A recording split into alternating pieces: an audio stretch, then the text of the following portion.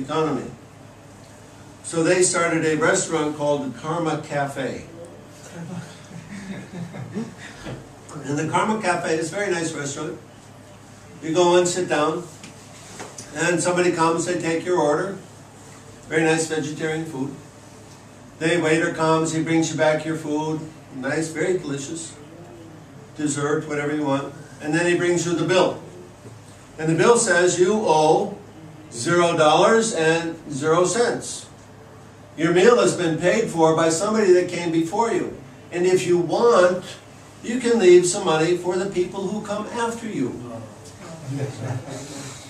It's up to you. They give you an envelope, you put whatever you want in the envelope. Nobody's looking, nobody's checking, it's just up to you. You want to take? Go ahead. You want to give? Go ahead. This restaurant's been working for more than 5 years. If you want to volunteer there to help, you have to sign up 2 months in advance because people think it's a wonderful thing to do just to give to others. So they're very eager to give. There's about, well, the last time I checked was probably a year and a half ago. At that time there was about 24 such restaurants going on all over the world. There was one here in India. I can't remember what city. They were having a difficult time. Not enough people were giving. Anyway, that's one idea. Now, in ISKCON, Christian consciousness, we already do that. We have our Sunday feast, and generally we're not charging for Sunday feast. People are giving. So we can make this a way of life, but we have to create the consciousness. We have to create the awareness for it. How are we going to live in this world? Why? How are we going to live and why? We should live according to a particular philosophy of life. The Bhagavad philosophy.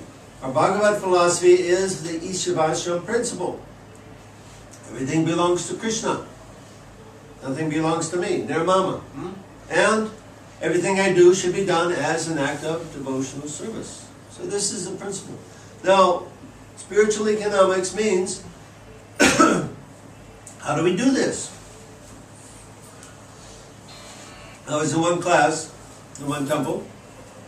The devotees were talking about this Karmani Vadikaraste. You have a right to perform your prescribed duty, but you're not entitled to the fruits of action.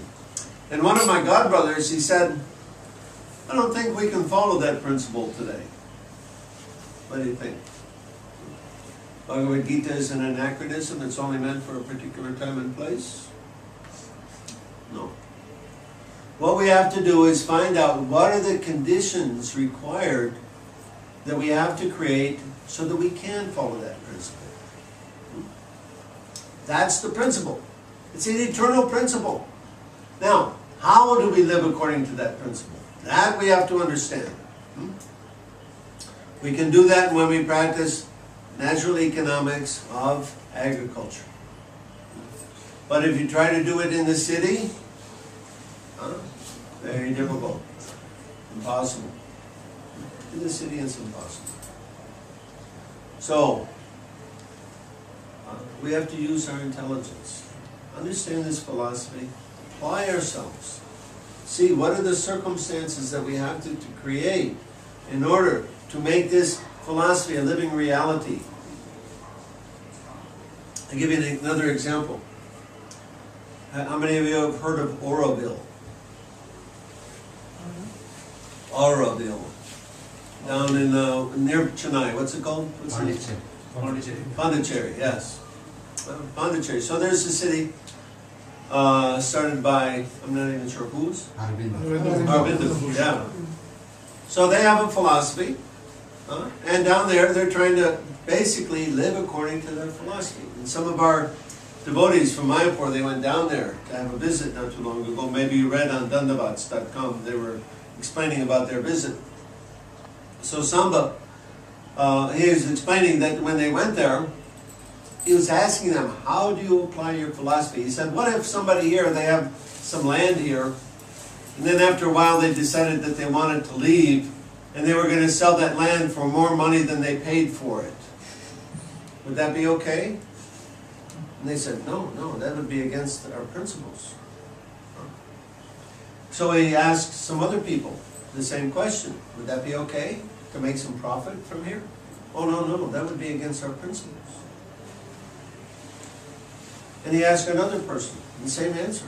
So he could see that these people, they actually are living their philosophy. Huh? It would be a nice thing if we understood our philosophy and lived our philosophy.